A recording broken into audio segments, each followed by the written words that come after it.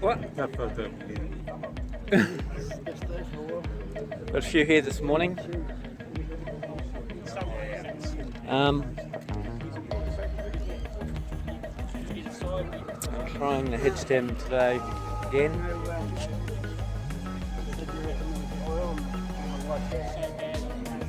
It's about 5 or 6 millimeters, 5 millimeter spacer, I suppose. So I'm going lower and ride that for a couple of months, and if I like it, then I'll cut the fork.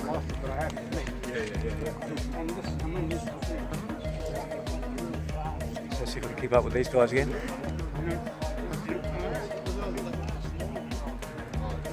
Right. I'm going to leave it ready to go.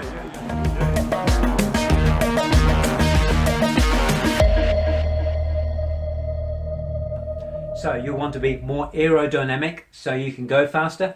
One way to do that is to change your stem position. Perhaps your stem looks like this and you want to go lower. That's all very well, but how do you know it's going to be right for you? Well, it's pretty easy to do. Just undo the bolts, lower the stem, any excess just chop it off. Well, that's the easy part. In fact, that's the last thing you do. What's the most important thing?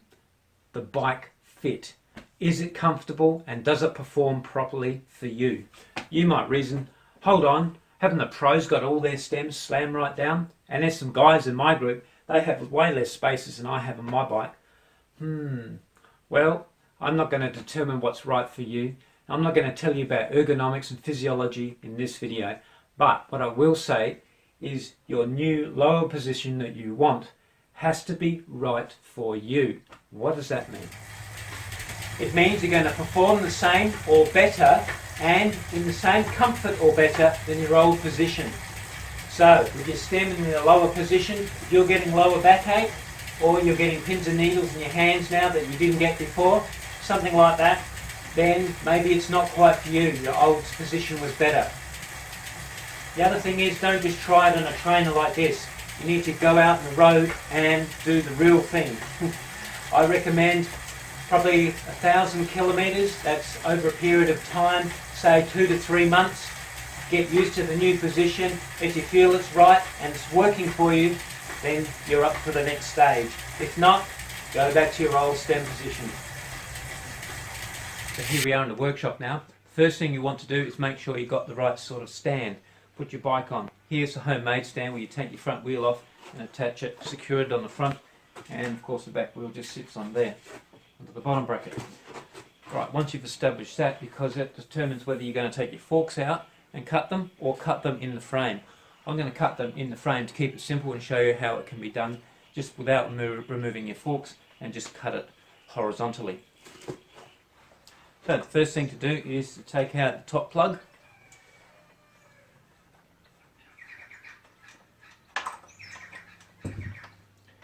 Once that's out, then you've got your spacer. In my case, it's 5 millimeters. Right, so a little bit of the fork steerer sticking up above the stem. Right, in this scenario, we've taken the spacer from underneath, lowered the stem, and put it on top of the cap. And that's given us 5 millimeters lower to try out for that period of time. I'm happy with it, so I'm now going to cut my steerer. Now, if you come to some other arrangement, well, you need to figure out how much you need to cut your fork by. But in this case, I've gone down 5 millimeters, so I need to cut off the steerer 5 millimeters because, see, something is sticking up there. So unless you're using a spacer on top, if you just want to put your cap flush, then you need to cut it so that the fork steerer is below the top of that stem by 3 millimeters. Okay, 3 millimeters.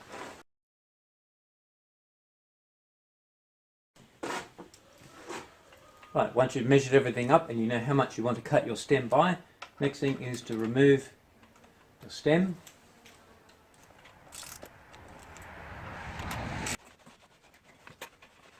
Next is to remove the compression plug inside. Yours may not be the same as this, but in this case we'll just undo it with an Allen key. But first you put your plug back on the top just to hold it, and then the Allen key, in this case 5 millimeters, goes through. Undo it and it pulls the plug out. If you don't use the plug, it'll fall down inside your fork steerer, so use your plug to hold it. Anyhow, so take your compression plug out, give your steerer a wipe with the rag, Make sure it's nice and clean. You may have some carbon paste or something on there, so give that a clean. Now get your spacer, or the amount that you want to cut your stem down by, and I'm putting it flush with the top there, and just get a white marker and put a mark there. There's the mark. Now if you haven't got a white pencil, you can always use a hacksaw blade and put a little mark on there. Now you don't have to do this, but if you want to, you can put some tape around your stem at the 5mm mark, and that will help when you're cutting, so it stops the fraying on the outside of the carbon fibre. But it's not really necessary as long as you use a fine tooth hacksaw blade. And here we're going to use this one here, 32 teeth per inch. Okay, so it's a fine blade, not the normal harsher blade. Time to cut. Now this is the proper tool which clamps onto your fork steerer to cut a nice clean line on your fork. Now, assuming that you may not have one, or you're only going to do this once, you can actually use just an ordinary hose clamp. So go to your hardware store, buy yourself an endless band hose clamp, the right size, and then tighten that on the forks.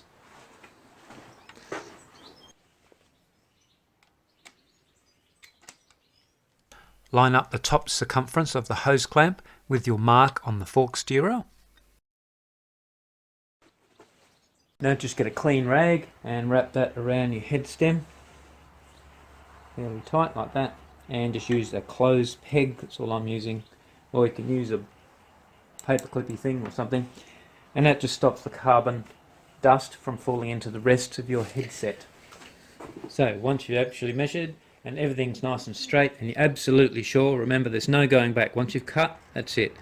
So rest your hacksaw on the band clamp. It's fairly self-explanatory, and the blade will just follow the clamp. Now don't push hard, just let a little bit of pressure on and let the blade do the work. It'll take some time, but better to take some time than to make a mistake or make a crooked cut. What you can do also is just initially go around the edge of the clamp, make a line, make it easy for the hacksaw to follow that line.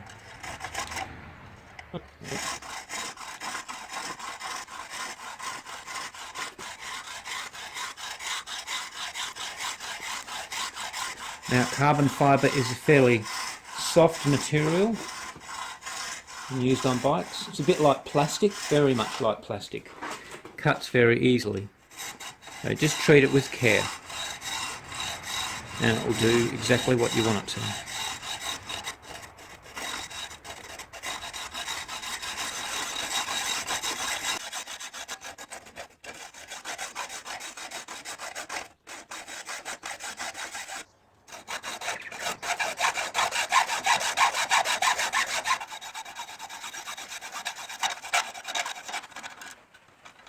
So you cut your small bit off and just check that it's nice and flush with the band clamp there, and you've done a good job, and then you can remove the band clamp. Now you can either use an abrasion block or some fine sandpaper and just give it a bit of a rub on the top there, make it nice and smooth, and then of course around the edge and the edge on the outside. You don't have to do this, I mean the cut was pretty good anyway, and same with the inside there, just to make it nice and super smooth. Gives a nice pro look, nice pro job. Not that anyone's going to see that. Now the last thing, because you've cut it, you've exposed carbon fibre to the air, and if it's exposed to the air it can absorb water, especially when it rains, and you don't want water on your carbon fibre, it will absorb it like a cloth. So to seal it up you use nail polish. That's right, nail polish. Here I've just used clear, and you can use nail polish to patch up any chips on your frame as well, on your carbon frame. So just get a little bit of nail polish and you go around and spread it on. And don't forget to cover where you've sanded, just a little bit on the inside as well, and a little bit on the outside. You can always wipe off the excess anyhow. What I recommend is you do another layer as well. Let it dry and come back and do another layer. It won't hurt. and you'll be absolutely sure. And believe it or not, that's all there is to it. Now you can just start putting things back together. So, first thing, just carefully take off the cloth, throw that in the bin, and put the head stem back on. There we go. Here you can see the fork steerer is below the top of the stem by about 5mm. That's because on the bike stand the headset is slightly loose, and by the time we put the compression plug in and tighten it up, it'll come back another couple of mil and then it'll be just right. Get your compression plug and cap and tighten the compression plug inside.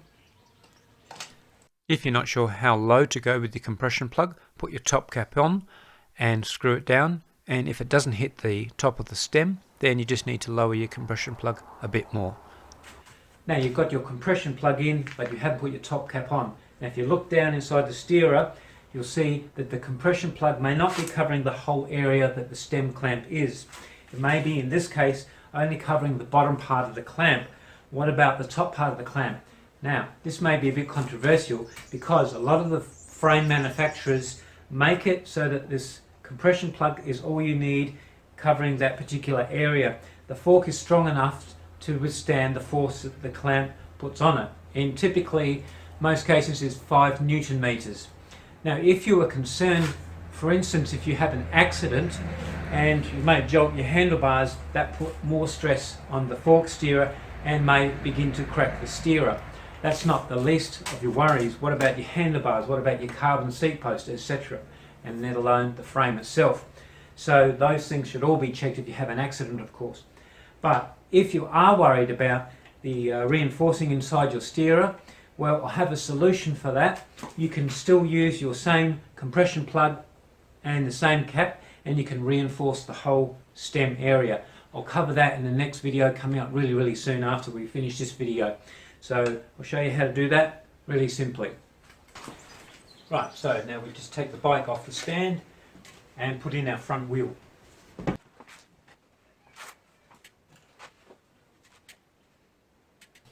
Now to do up the headset area, it's pretty easy. I put my front brake on and just wobble. There's a bit of noise there, so it's a bit wobbly. The bearings, you can feel it as well. So, just tighten up that top cap a bit.